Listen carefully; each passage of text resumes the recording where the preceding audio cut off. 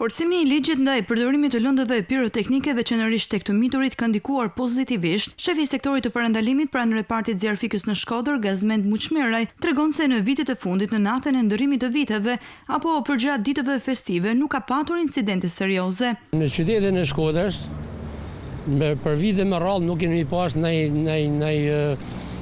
rast urgjent që ka pas pavarësisht nga festat që janë në fund vitit, kanë qenë raste të rralla që janë nështuar nga keqpërdorimi ose nga mas zbatimi I këtyre. Kontrollet janë shumë të mira dhe detyrimisht edhe shitësave ose bizneseve kanë për detyrë që para se me I marrë, të marrin edhe një instruksion që nuk lejohet në musën 18 vjeç me fjalë sipër, gjithmonë do të kenë këto lëndë piroteknike, do të jenë të shoqëruara gjithmonë nga prindërit.